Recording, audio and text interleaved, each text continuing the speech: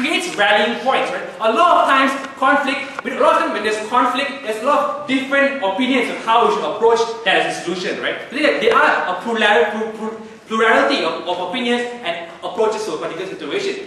And even in the Free Syrian Army, right, there are a lot of people who have different opinions of what to do. But when one individual chooses to kill himself for a cause, right, even if I may not share your opinions exactly, the fact that you felt like you had to kill yourself to fight for that idea makes me consider that maybe you have something to say. Maybe your causes are important, and maybe I should listen more and defend those causes. That is why it's important in breaking the wall of apathy and reaching out to other people, right? That's why the Boise example was so important in triggering change in Tunisia and that triggering change everywhere else, right? I'll take a POI from opening. Sir, for example, this person dies, right? People don't know why he dies for. But if the person dies for something that is good, people can take upon his fight, can collectivize. Don't you think that suicide is like Adele's song, setting fire to the rain?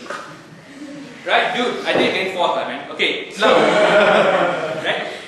We told you very clearly in this debate, right? What are our yardsticks, right? When a person chooses to kill himself for a higher cause, this is important because I'm going to talk about rationality later on, right? Secondly, on the idea that it's recognition and sending a message, right? This is very important, right? The distinction between rational actors and irrational actors, right? We think when an individual chooses to die for a higher cause or for a reason for a particular cause, right? He's not irrational, right? He's not as if he doesn't know the consequences, right? He understands the impact and he chooses actively to take on the impact upon his life because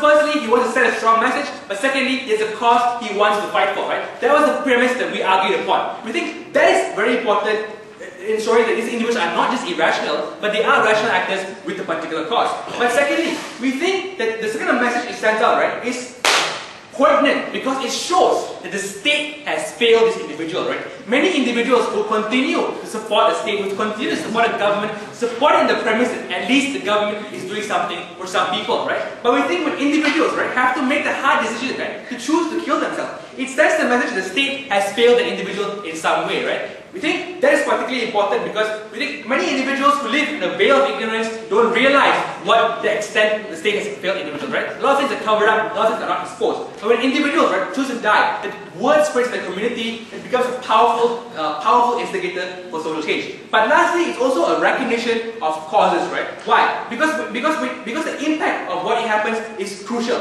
When you die because there's a difference between dying because it's out of your control and dying because you choose to do so, right? The impact is different. When a bunch of people from the Free Syrian Army go into battle and die, they're just on the casualty list, right?